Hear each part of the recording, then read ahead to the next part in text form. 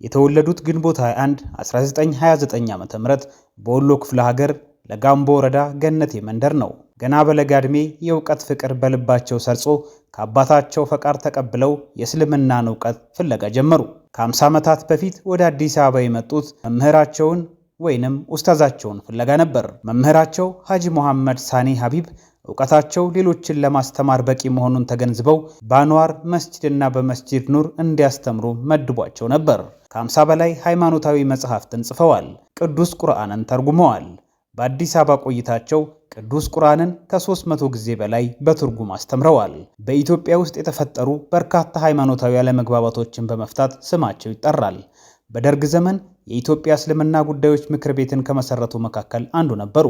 በ1967 የምክር ቤቱ አባልና የዑለማ ሊቀመንበርም ነበሩ።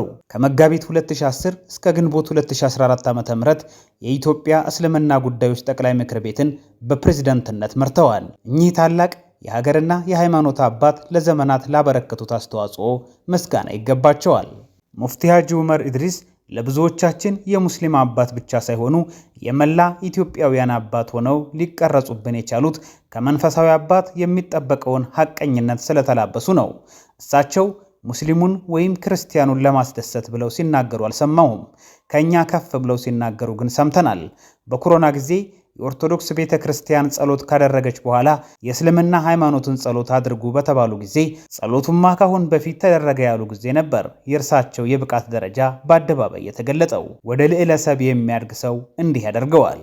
በእርግጥ የሃይማኖት ስብዕና የፍላጎት ጣሪያ ማቆሚያ ባይኖረውም በብዙ ጥበብ የተፈጠረውን የሰውን ልጅ እኩል ወደ መመልከት ማደግ እንዳለበት የሃይማኖት አብነቶች ዛሬም እያሳዩን መሆኑን እንደነ ሙፍቲ ሐጂ ዑመር ኢድሪስ ያሉ አባቶች ምስክር ናቸው። በእኛ ዘመን እንደሳቸው ያለ አባት ስላየን በጣም እድለኞች ነን። በዚህ ዘመን እንደርሶ ያሉ ከሕግ በላይ ያደጉ አባቶች ያስፈልጉናል። ፈጣሪ ላክልን። ላሳዩን ፍጹም ቅንነት የተሞላበት ሐቀኝነትም ምስጋና እናቀርባለን። ሰው ጤነኛ የሚባለው ከላይ ፈጣሪን ሲፈራ ከጎን ሰውን ሲያፍር ከውስጥ ሕሊናውን ሲያዳምጥ ነው የሚለው አባባላቸው እስከ ዛሬም ድረስ በሁሉም ልብ ውስጥ ታትሞ ይኖራል። በጣት ከሚቆጠሩ እውነተኛና ሐቀኛ የሃይማኖት አባቶች ውስጥ አንዱና ዋናውን አባታችንን ሐጂ ዑመር ኢድሪስን በጣም በሚያሳዝን ሁኔታ ነው ያጣ ነው። እንደ ሐጂ ዑመር ኢድሪስ አይነት ታላቅ አባትን በዚህ ጊዜ ማጣታችን በጣም ያማል፣ ያሳዝናልም።